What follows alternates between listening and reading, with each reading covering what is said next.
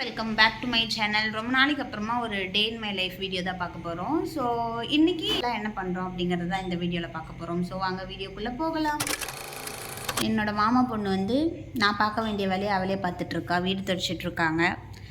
So இவங்க வீடு துடைச்சி முடிச்சிருவாங்க. ஏன்னா நேற்றே நான் வந்து வீடு கூட்டி முடிச்சிட்டேன். அதனால்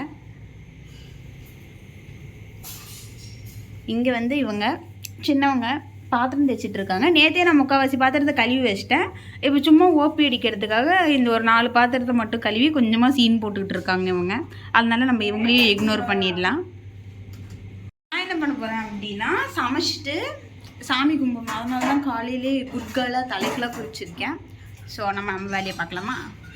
மாமா பொண்ணுங்களாம் அவங்களோட வேலையை பண்ணிகிட்ருக்கப்போ நான் வந்து இங்கே பால்கனியை க்ளீன் பண்ண ஆரம்பிச்சிட்டேன். ஏன்னா அந்த பக்கம் நிறைய குப்பை விழும், ஏன்னா மரம் இருக்கிறதுனால.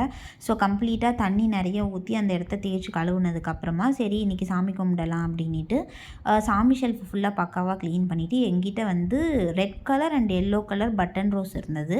ஸோ அதை சாமிக்கு வச்சுட்டு விளக்கு வைக்கிற பிளேட்லேயுமே ஃபுல்லாக ரோஸ் வச்சுட்டு அதுக்கப்புறமா விளக்கேற்றிட்டு தீபாராதனை காமிச்சிட்டு பத்தியெல்லாம் காமிச்சிட்டு திருப்தியாக சாமி கும்பிட ஆரம்பிச்சிட்டேன்.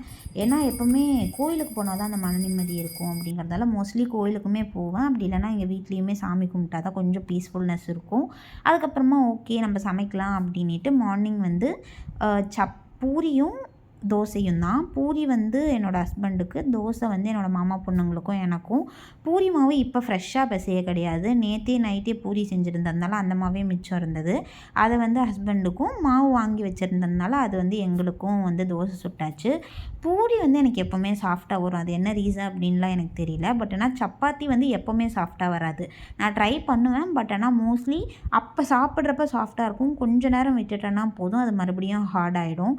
நீங்கள் இப்போவே கூட பாருங்கள், இப்போ நான் பூரி சுடுவேன், அது நல்லா பஃப்னு வந்துடும். நான் எதுவும் அழுத்தணும் அப்படிங்கிற அவசியம் கூட இருக்காது. ரொம்ப சாஃப்டாக ரொம்ப ப்ளஃபியாக வரும்.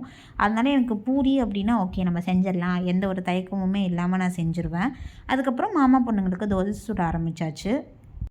இவங்களுக்கு நான் தோசை சுட்டு முடித்ததுக்கப்புறமா எனக்கு நான் வந்து எப்போவுமே நான் தோசை சுட்டுக்க மாட்டேன். ஏன்னா என்னால் வந்து அது சாப்பிடவே முடியாது. ஏன்னா எப்போவுமே சொல்லுவாங்கள்ல, சமைக்கிறவங்களால நிறைய சாப்பிட முடியாது அப்படின்ட்டு. அதனால என்னோடய ஹஸ்பண்ட் தான் வந்து எனக்கு தோசை சுட்டாங்க.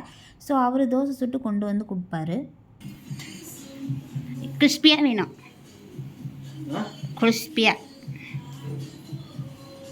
ஸோ அவர் சுட்டு கொண்டு வந்து கொடுத்ததும் நம்ம ஜாலியாக டிவி பார்த்துட்டே நம்ம வந்து சாப்பிட்டு முடிச்சிடலாம். அதில் இருக்க திருப்தி வந்து வேறு எதுலேயுமே இருக்காது. கரெக்டுங்களா? யாரோ ஒருத்தங்க நமக்கு சமைச்சு கொண்டு வந்து கொடுக்கறது.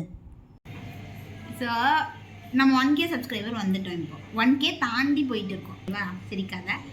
ஸோ நீ வாக்கு கொடுத்துருக்க. என்ன வாக்கு கொடுத்த? ஓகே, எப்போ வாங்கி தரேன்? இது ஆக்சுவலாக நீயாவே வந்து சப்ஸ்கிரைபர் வரதுக்கு முன்னாடியே தெரிஞ்சு வாங்கி வச்சு என் கையில் கொண்டு வந்து கொடுத்துருக்கணும். பட் ஆனால் நீ அதுக்கெலாம் லைக் இல்லை.